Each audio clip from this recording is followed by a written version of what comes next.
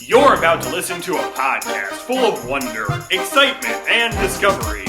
It's time for an adventure through Odyssey. Hey everyone, welcome back to the Adventures Through Odyssey podcast, Odyssey Revisited. I'm Will here with Gabe and John, and we would like to thank John for doing the show this week despite being a little under the weather. This is what you call dedication. It's also called I'm giving you $20. No, you're not. I would have sat up the whole way if I had gotten $20. Okay, but we are finally wrapping up the Novacom show. We're just going to kind of record and see how long it goes. If it winds up being an hour, I'm going to cut it into 2 parts and release it over 2 weeks. If it ends up being an hour, cut it early. But there's a bucket right over here, folks. So, all right. Just get on with it. I feel like we need to start a podcast drinking game. Every time John says something snarky, take a shot. No. Okay. How do you tell? True. Don't bring up alcohol. It looks like I had alcohol. He is just sick, everybody. We don't know with what, but he is just sick. Alright, so Plan B, Part 1, Missing in Action. Dean Douglas Rogers uncovers evidence that Eugene has stolen the RWS research projects and not only fled Odyssey, but eloped with Katrina. Oh. I really like this episode. I feel like Eugene's probably kind of been lost in the shuffle a bit, and like you didn't really think about it for a while, but then when they bring it up, you're like, wait, he hasn't been here in like an album to 2 albums. Yes. With no explanation. Right. And it's nice to kind of bring Katrina back into the fold. I don't know if killing off her dad was a great way to do it. Yeah. It was like, I just really like that Eugene and Katrina are part of Novacom like this. oh yeah. It's definitely a good way to do it. There was something else that happened in this episode, but I can't remember. Hold on. This is, of course, where Mitch tells Kenny to be on Whit's computer, and blah blah blah. Yeah. And we get some Jack and Joanne fun in Chicago. It's the old person spy chase scene. Well, that's in Part 2. The problem with Part 1 is there's so little going on. I felt like that was a really weird, Sequence. just like them in Chicago. Well, I get it's supposed to be a national thing, but maybe if it had been almost someone we didn't know. right, I get why they put them in Chicago, so that way we don't have to have Whit go to Chicago, then come back. And I know he goes to Chicago later on in a later part, but just saying. And what I'll say about the death of Mr. Shanks is I get they wanted a casualty and they didn't want it to be a main character, so pulling Mr. Shanks out was probably a good idea in theory. But anyway, Plan B, Part 2, Collision Course. Aram arranges to meet with Whit at a motel while Arthur Dent delivers a package to Jack Allen that will reveal more details about the RWS research project. Again, just kind of a continuation from what I can remember of the last episode. I mean, it basically is, but this time we do have the high-octane race. Put the pedal to the metal. Yeah. I've been waiting my whole life for someone to say that. Okay. Honestly, I've already floored it like 15 times and I got my license for a month, so I didn't have to wait my whole life. Oh, gosh. Now, interestingly, there's a callback to Malachi's message because the research money mentioned at the end of that episode seems to be the research money that's mentioned in this episode. Okay. Interesting. Yeah, so I will say, I know the reason Eugene was gone was because Will Ryan had another commitment, but they couldn't have him come in and record some Eugene for the wedding dialogue. They just kind of did a Whit leaving job and splicing together old Eugene footage. What thing was it? What? What was he doing? He was getting married to Katrina. It wasn't... I don't remember. It wasn't the Transformers movie. It was something. I'd have to look it up. Let us know that. Yeah, tell us in the comments. Alright, I'm just double checking everything. So this is, of course, the big reveal of who Aram is. This is the one where Mitch dies, right? Yeah, this is the one The where old Mitch dies. fake death. Fell for it twice this month. What do you mean fell for it twice this month? Oh, I was just making a good smart joke. Oh, okay. So, okay. I'm not gonna lie, when I first listened to these episodes, I had a sneaking suspicion Mitch was gonna be alive. Yeah. Good for you. I think I just didn't really believe they were just going to kill him off that dramatically. Right. I don't know how the FBI and stuff works, but I don't think they'd barge in and kidnap you in such a dramatic fashion. They can if it's urgent. Probably Yeah. true. And we, of course, finally meet Agent Borland, one of the underrated characters of the whole saga. Yeah. Well, he doesn't do much outside of, make Odyssey more suspicious. And we finally kind of get the whole thing about Eugene's research in that paper and kind of what the research made possible. This is after the kids spell out Eugene, right? Yes. Okay. And then, Arthur Dent I don't know what Arthur Dent's doing in this episode besides being heroic, but alright. Next part, if the page will load. Plan B Part 3, Crossfire. Sorry, everyone. Connie tries to cope with her loss of Mitch, while Whit and Jack try to visit the post office to recover the package that Jack and Joanne secretly sent from Chicago. It's the one where Luton takes her to the carnival. No, this is the other. That's part 4, and I want to talk about that when we get to it. That's one where they switched the package at the post office because Monica is in the parking lot. I liked that whole scene, honestly. Do you want your door locked? I don't care. I'll lock it. I always think, for some reason, of Jack Allen kind of looking like our grandfather. Yeah. I think he's. I imagine him a little younger. Let's just keep moving. Yeah, I see what you mean, Gabe. But, yeah, so I will say probably one of the funniest moments in the Novacom saga is in this episode where they go around and take out all the bugs, but they narrate taking down the bugs. That was a definitely a good way to take down bugs. Yeah. I mean, this is the bug in the library, blah, blah, blah. Right, and then, I'm sorry, I'm just trying to make sure we cover all our bases here. And then this is where Monica leaves to go find Eugene. Yeah. Also, listening to this episode again, Wooten used to have a very different voice. Yeah, it changed over time. It did definitely change over time. Alrighty, next episode. And then we'll talk about Plan B as a whole story in a moment. Do you want some Tylenol?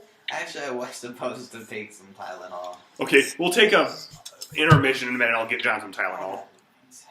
Okay, Plan B, Part 4, Resistance. Arthur Dent is put in the hospital after a mysterious experiment while Whit decides to cooperate with the FBI in trying to find out what Andromeda is up to. This is the carnival one. Okay, so can we talk about the carnival first really quick? Okay. I'm trying to remember it. This is where Wooten, to try to help Connie cope with Mitch, takes her to a carnival for part of the episode. Oh, yeah. And my problem with that is, it's such a detour from everything we've done so far. And I think it's supposed to be because it's a family show. And one thing a lot of family shows do, after they've dealt with some heavier concepts, they'll suddenly throw in just this super lighthearted episode. And it would have been better if that had been a standalone story and not the fourth part of Plan B. Yeah, it's really serious 3 parts, and then all of a sudden Connie and Wooten are at a carnival. Yeah, doesn't it happen at the carnival, though? No, it's just...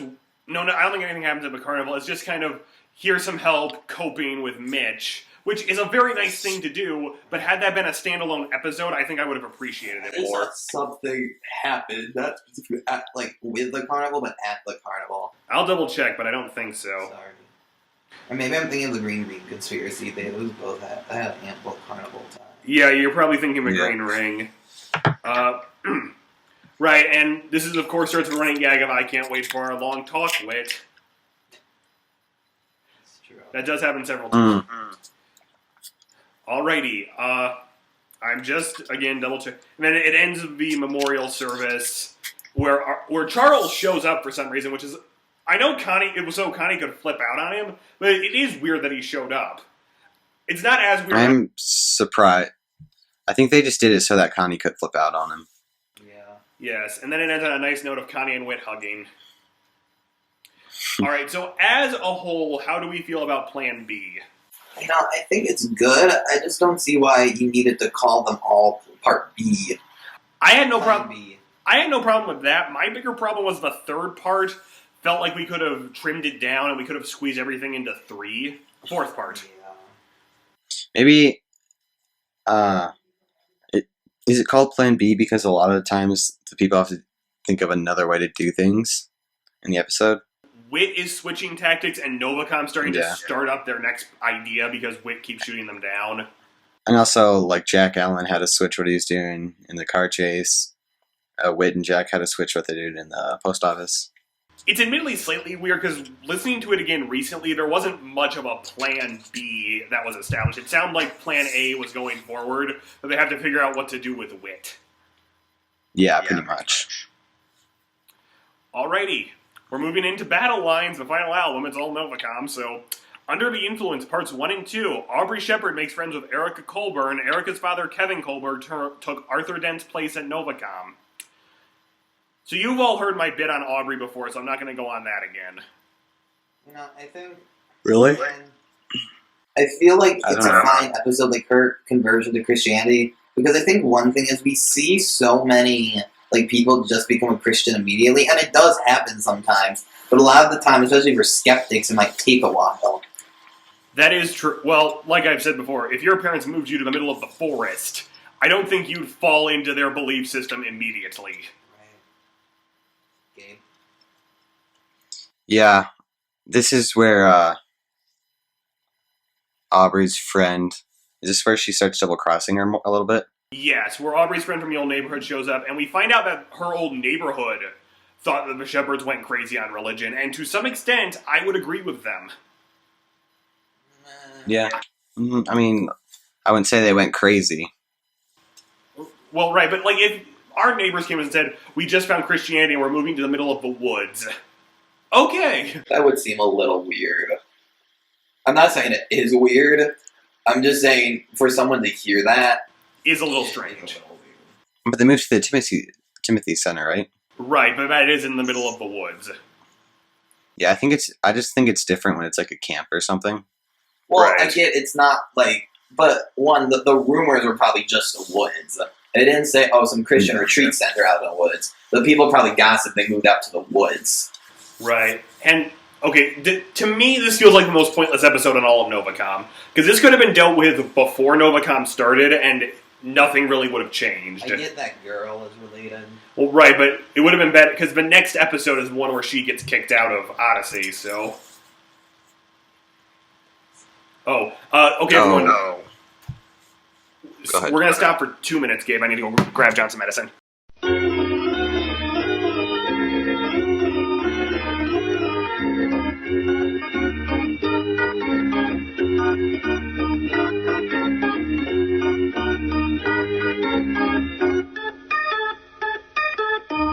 So, with Aubrey becoming a Christian, was anyone else reminded of Eugene becoming a Christian? Like, it happens during a Not big really, event. but- I feel like it just a lot of different things of how events leading up to how they became a Christian. I would agree. I'm not saying directly. So last week I made a little tease about this and referenced to it as the second paintball episode. So I'm going to explain this to everybody really quick. So if anyone ever watched the show Community, there are these two paintball episodes, one in the first season, one in the second season, which the fans love. I don't think they're that great. But the first episode's, kind of a nice little quaint paintball episode. Kind of like Eugene becoming a Christian. It felt naturally built up to, and the moment's really great. The second episode's a big two-part hulking mess, and Aubrey becoming a Christian as an episode is kind of a two-part hulking mess. I feel like they just did this so that I'm sorry, I keep forgetting Aubrey's friend's name, so that she should come to her and make her more feel like she was doing something when they're in the library at Wits End. Yeah, right. I get why they did it. One, because it helps with the event, and it also kind of leads into the Imagination Station getting stolen. Yeah, I think that's the only reason they did it in the middle of Novacom. But even though the episode's pretty long, is a little bit long, I do really like the scene where she becomes a Christian. Right, it feels like it's something Aubrey would actually say. Yeah. Kind of just a little more of a sarcastic tone than what Eugene would have done. Alright, so, because that was... Okay, so next episode. The Black Veil Parts 1 and 2. Jason Whittaker's stop in Alaska reveals strange problems affecting the members of the church. Meanwhile, in Odyssey, Whit tries to figure out several unusual events. This is the cable episode. I think I really like how they did this, but I think it's a little bit too crazy, the things that people are doing. I mean, I get it's supposed to kind of be, okay, Novacom didn't quite anticipate how it was going to get out of control, and they figure it out with the Nova Box. My bigger concern is, why did they test it so close to Odyssey? It being in Alaska makes perfect sense, because it's probably pretty remote. They didn't test it in Odyssey. No, they brought it to Odyssey, right? Yeah, which is right by Odyssey. Like, if you want wit to stay out of your hair, I would just do it in Alaska. Yeah. I get they probably want a place that's closer, but you could have done like an hour away. Well, Odin might be an hour away. Right, we never know. And we knew Jason Whittaker would be in Alaska. Right. Yeah, if you're wondering why we didn't do the Peru episode, even though it sort of connects to Novacom, it wasn't on the list, so we'll talk about it when we talk about non-Novacom episodes, just to clarify. I like a lot of the ideas in this episode. It does kind of feel, again, like, okay, here's Novacom beta testing something, and it probably could have been a one-part episode. Well, is this still the episode where Monica, comes into Alaska? At the very end, Monica comes to Alaska. Okay. So that makes sense that it could have been a one-parter. Right. I mean, I know it's supposed to kind of feel like a scale thing. And then we find, and this is also the episode where Whit puts the other chip into the imagination station. And becomes the greatest monsters in history. I don't know why Whit has Hitler. to lock up. What? Go ahead. No, I was just making fun of it. It's okay. I don't know why Whit has to lock up the imagination station. Why doesn't he just replace the chip? True. Yeah. He's probably working. Well, that didn't... I can't remember, but did that help with the plot of them stealing it? Well, because now it's in the basement, kind of unprotected because of the tunnel. Why. Yeah, that's fine. And then get Right. the tunnel. One thing, when I start listing off the greatest monsters in history, Stalin's on that list. As a history education major, I would like to point out, in his time, Stalin was seen as a hero. Yeah, so was Hitler. Well, yeah, but I think the other countries didn't trust Hitler. For Germans. Hitler almost won the Nobel Peace Prize. Well, yeah, but so did Donald Trump. I know what you mean, John. I'm just saying, I don't think Stalin was the greatest person to reference. There were... Did you just compare Donald Trump? Honestly, he should have just referenced Godzilla or something. That's not Will stance that Hitler, that Donald Trump is as bad as Hitler. Well, yeah, but everyone's talking about him getting nominated right now, so... I'm just making that clear. It was topical. It was. Okay. But then... Yeah, I think my biggest problem with this is it just feels like another stopping point before everything hits the fan. Yeah. Because, to Maybe they felt like, and rightfully so, that in the last few episodes, so much information comes out, they had to slow it down a little bit. Right, because to me, Plan B felt like a great end of the second act of Novacom. So now we've kind of got the third act startup with the last 4 episodes. Yeah. Alrighty. Twisting pathways. Mr. Charles has given Kevin Colburn an ultimatum. Either Kevin gets Novacom the Imagination Station, or Mr. Colburn will lose his job. Erica wants to help her father and takes matters into her own hands. Just double checking there's not a weird side plot. This is all about the Imagination Station being stolen. This is kind of a weird episode. I don't know. I feel like the organization can get the Imagination Station. It's not that. Well, they probably don't know about the tunnel because everyone talks about no one knows about the tunnel. Well, I get that, but they could have probably figured out something else. They could have raided the place. Right. And to point out, Nick sort of dooms the world. But that's Nick. Yeah, I'm just saying. I was thinking about listening to, Nick sort of dooms the world by showing Erica the tunnel. Yeah, I think they could have stolen it like this, but they totally could have just gone in the middle of the night with 20 people and just totally broke in and raided everything. Yeah, that's what And bothered make it me. look like they were stealing something else. Right? They really could have broken in. Get the Bones of Wrath to do it. Yeah, but they Yeah. probably did that in. Right, and okay, because there's not a lot of meat to this one, let's quickly talk about this. Why is everyone trying to steal the Imagination Station? Blackguard, Novacom. Well, imagine if that technology was here today, total virtual reality. Right, that's the thing. I think the Imagination Station is a way more impressive piece of technology than the show tends to let on. Yeah, it should be There should be one of them in like everywhere. And Right, I mean, like, Witch should have won some award for it if it's really as advanced as everyone keeps giving it credit for. Instead, it's just Yeah. like, let's go for a ride on the imagination station. Yeah. Whee! Alrighty. push the red button. Yeah. Sheep's clothing. Monica Stone attempts to steal the package Eugene sent to Jason. Meanwhile, Agent Borland and Whip piece together more clues in the Novacom saga. Yeah, this is them talking about, what happened to the Imagination Station. It's mostly Jason and, Monica. Yeah. And we also find out, Eugene sent the disc to Jason through the board. Oh yeah.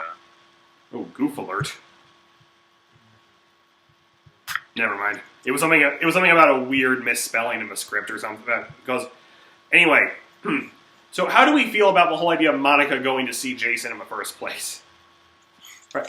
I like the idea that Eugene sent the disc to Jason because actually that makes a lot of sense. Yeah. Like, that's the coincidence where it's like... Okay, if I were Eugene and I needed someone I could trust, Jason's probably traveling the world, no one's going to find him. Let's do it. Yeah.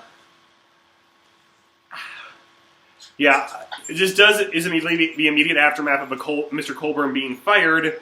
I don't know why Charles fired him for any other reason than just to say this guy's a villain. Well, he also knows about it. Right. Wasn't it the witness protection program that took them? No, they got fired. He got fired, but then the witness protection. No, Or didn't they leave immediately? they left immediately, but the witness protection program didn't scoop them up. I mean, if they did, they never said they did. Right. So, any final thoughts, Gabe? Nope. All right. Box of Miracles. Once the page loads. Box of Miracles. Novacom releases the Novavax to the public, and both Agnes Riley and Arthur Dent appear to benefit from its use. Elsewhere, Whit discovers who really owns the shop in Connellsville. On one hand, I like this as kind of the pivot point, but did we have to bring Agnes back? It's true. Yeah, I wonder why they did that. Because just to relate it more, I don't know. That's probably it. Make them more evil. Right, I know why. It's because so Tom can get mad and be framed for tearing the tower down. we'll talk about that when we get to it, but Tom blowing up a tower to me is one of the biggest conveniences in Odyssey history. Yeah. Right, well, that whole subplot is. We'll talk about it when we get to it. So, on one hand, I kind of like the idea of an Novavax, even though they never really describe what it is. Like, they're talking about VR at one point, that's an educational tool that's getting people to buy birdhouses. Yeah, like is it VR games? Is it like wave therapy? I don't know. I know it's wave therapy medically, from what the doctor said. Yeah. And they kind of Is make it like a thing you go in? Yeah, they kind of make it sound like a game console, but also Arthur Dent from here on out only speaks in exposition. Yeah. It's because he was tortured. Well, that's true. Well, after the wave therapy, and we'll talk about wave therapy when the big reveal comes out. But the unraveling. Connie travels to Maine to come to terms with Mitch's death, while the kids in Odyssey begin to deduce the Nova boxes, causing people to purchase things they don't need or even want. Okay, the only thing with this, I think it was a pretty cheap way to let Connie know that Mitch was still alive. Like, she just walks in on her, his sister talking to him. Well, no, she hears the Aram sound. I agree. I like her going to Maine, but yeah, the ending just kind of feels like, we need to end this episode. What do we do? Yeah.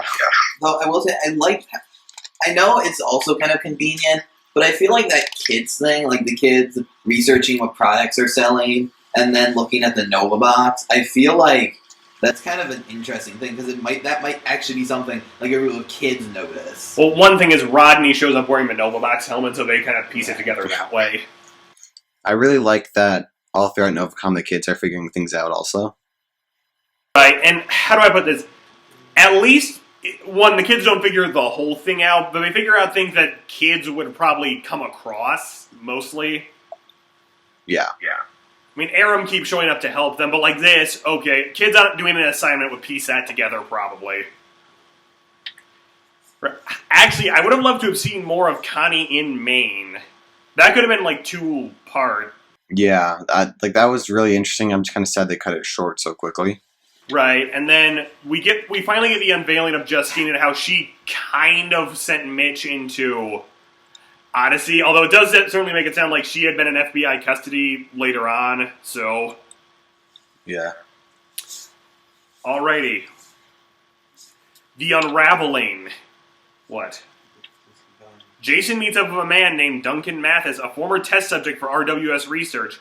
Meanwhile, Whit tries to convince Tom that he must stop the wave therapy treatment that is being given to Agnes. Hold on. Yeah, the end of this episode is where Agnes relapses, so...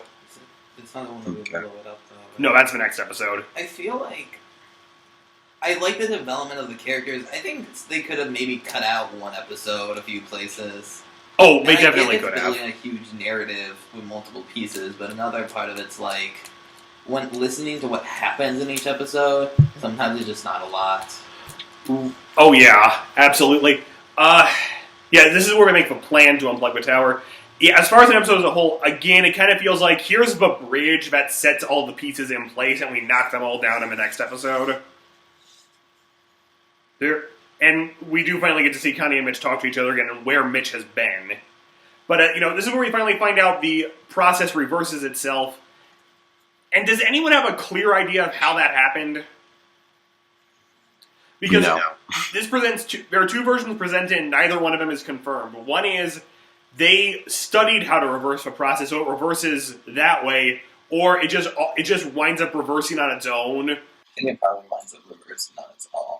Well, they could have at least explained one, because at least it reversing on its own, to some extent, makes Novacom seem like they were rushing the technology, and not everybody was involved on this.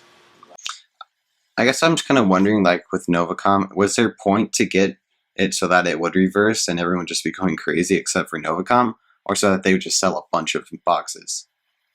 I don't know. That's a good question, because Like, remember, what it was turns their into whole mind point? control. So I thought maybe one reason they would reverse the process is so everyone's brains are weaker, so they're more susceptible to the mind control. Because I guess we do see it a little bit in the buying trends. Right, and then, Agnes's condition reversing, although Arthur Dent's condition never really reversed. Yeah. So, yeah, that was just something where, okay, you paint a lot of things in detail here, but this is one thing you kind of overlook. Right. Just making sure you're awake. Yeah. Oh my. There was something else. Right, we learned about the discs, they're all super... Okay, anyway. Expect the worst. Mitch has a breakthrough using the information from the kids. If a Nova Box is being used to make people buy things, he predicts the outcome of the election. Agent Berlin agrees. Hold on. And this is where the, exploding tower happens. Again, it works. I'm sorry, it's just... Listening to this, it feels like a lot of the same happens in each episode. It is sort of true that maybe, again, they could have boiled it down and removed one or two stuff. Like, maybe have the kids do a little less. No, maybe one or two characters just do less. Right. They want to involve everyone. Right, and then we finally have the tower blowing up. Okay, so and Tom getting arrested. So, me and Gabe at least, this feels like a really big convenience, so we can have a trial that just dumps all the information onto the audience in the last episode. I think the trial, since they had a trial, it should have been fleshed out a lot more. Yeah. What were you saying? If you remember, he saw the guy running out. Right. Cal saw Arthur Dent running away. And Tom saw them. Yeah. Right. Yeah, well, I don't know what Cal was intending to do when he got to the top of the tower. I don't know if you could just unplug it that way. Did he know? He didn't know for sure it was a bomb. Or they didn't know that at the time. I think he just thought they're just going to go up and, like, press a bunch of buttons or something. Some credit, they sort of foreshadow Arthur Dent, because before Agnes loses it, they find a half-lit campfire. Yeah. Which is a nice little nod. Alrighty, Sorry, we were just trying to make sure. And this is where we kind of finally realize, okay, Novacom is officially more evil than irresponsible, so... Yeah. Well, at least Charles, another thing they could have talked about more is how deep did this conspiracy go? They kind of talk about that in later episodes with the employees. Well, that's true. Exactly as planned, with Tom on trial, Whit and Alex try to prove that Tom wasn't responsible for blowing up the tower, while Mitch, Jason, and Agent Borland storm the Novacom headquarters. Did I skip an episode? No. Okay. Oh, you're... Okay, so that is one other thing. The story actually does kind of come to a stop pretty quickly, and we'll talk about that when we get to the last episode, but, Okay, so on one hand, yes, it's basically an episode that's a big, thick info dump. Mm-hmm. And this is where they finally reveal the mind control thing, which is a little, again, overly convenient. I know, but they have discussed, like, into Right, and... the people acting differently and stuff. Right. Gabe? I just think since up until this point they had pretty much gone pretty slowly with the progression of Novacom, they should have just kept doing that. Like, it just seems so muddy at the end with all the information. We wanted to wrap up because the last episode is episode 499, so I think they wanted to get it done before they hit the 500th episode. Yeah, Like if I had to make a guess. that makes sense. Right, so to me, I would have laid more information, like maybe Connie learns a little more in Maine, the disc has some stuff on it they can actually use. Yeah. Right. And then, of course, Whit shows up with Arthur Dent and saves the day. Yeah. Yep. I'm surprised no one checked the area around, like... Well, they did, because they found the fertilizer bomb. Oh.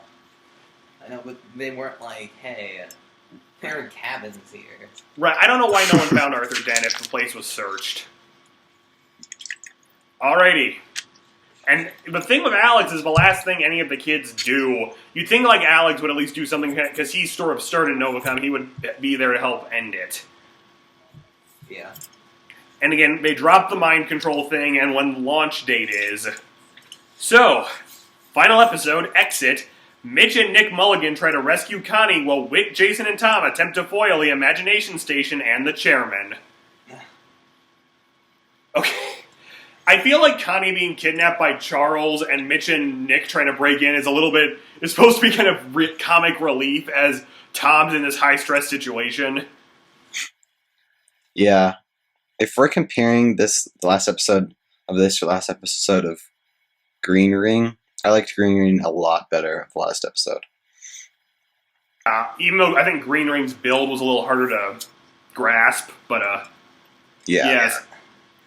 Now, okay, so they never say why they need the Imagination Station, do I they? think it was just the machine had the needed potential for the radio waves.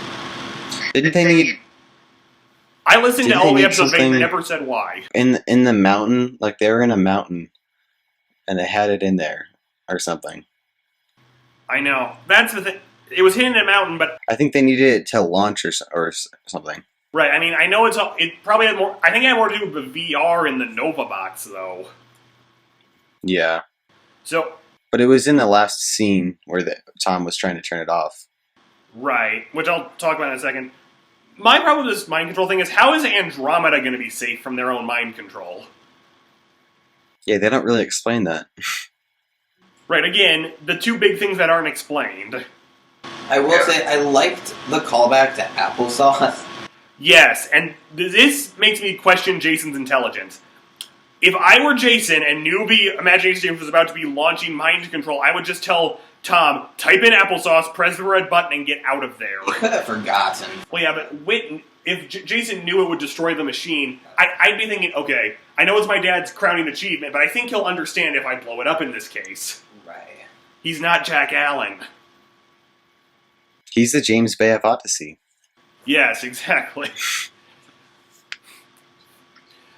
I don't know how they didn't know Tom was in there, but okay. That includes Novacom. Well, I've got two more things. One, and to be fair, they did try to block all the normal ways to turn it off, so the only way to do it was to blow it up. I guess that was the only point I had. Other than, at least the chairman gave up right away, and It's Whitaker. I feel like that just needs to be a scene in an Odyssey, Perry. Like a drug smuggling ring comes to Odyssey. I've heard legends of a man here named John Avery Whitaker, who through the power of prayer will stop you. Huzzah! It kind of, but his new character just kind of ruins it. Yeah, especially because what did he really do in Green Ring? Did he? He did something. I remember Don't a train remember. demonstration and Ties That Bind. Alrighty. So that wraps up Novacom as a whole. Oh, the last thing I was going to say was, once the Imagination Station blows up, and they kind of do the let's recoup everything, I almost think that could have been its own episode, like a big Novacom epilogue. Yeah, that would have been good. I would have dropped several of the subplots in lieu of a Novacom epilogue. Yeah. And they could explain what Novacom was actually planning to do. Yeah. Right. So that wraps up Novacom. So overall, how do we feel about this saga? 8.5. Problems, but it's entertaining. And probably. Yeah, I'll give it 8.5 too. I'm going to say an 8, because here's how I look at it. To me, Darkness Before Dawn, well, the whole Blackguard thing, it kind of escalates. Novacom feels like it keeps kind of, it's a little, it's escalate, drop. And I think partially because I don't think they knew where they were going when they started, and you can kind of feel them trying to stall for time while they try to piece together where they're going. Right. Because overall, very good saga. I think it kind of grinds to a halt very quickly. Yeah. You know, once Yeah, I Tom think gets that arrested, we're probably- kind of on a roller coaster for the rest of it. Yeah, probably the main problems is just that it builds and then goes down, and then the last 2 episodes. Right. Now, if we had to pick a favorite Novacom episode, which one would it be? Plan B. Yeah, even though Part 4 is a little shaky, I think Plan B is the best thing, because it lays the groundwork for what's to come. If it mostly delivers, I think they could have delivered the whole thing better. Yeah. Yeah. Well, I guess that wraps up this episode. So next time we will be talking about the episodes in the Novacom albums that were not Novacom episodes, and then we will do album 60. So it is time for everyone's favorite part of the show, trivia. So did anyone write a trivia question besides me? We never do. I know. So in the episode Sunday Morning Scramble, what does Bart Rathbone put on his cereal? Cheesecake. Didn't we already go through this? We didn't. This Okay. was about the cheese doodles in the shower. This is a different question. Cheesecake, right? Yeah. All right, everyone. So that wraps up Novacom. I've said all I need to say. We've got a very special announcement coming in a few weeks, so stay tuned for that. You can find us on all the social media channels, which is all down in the description. And I'm Will. I'm John. I'm Gabe. We'll see you next time.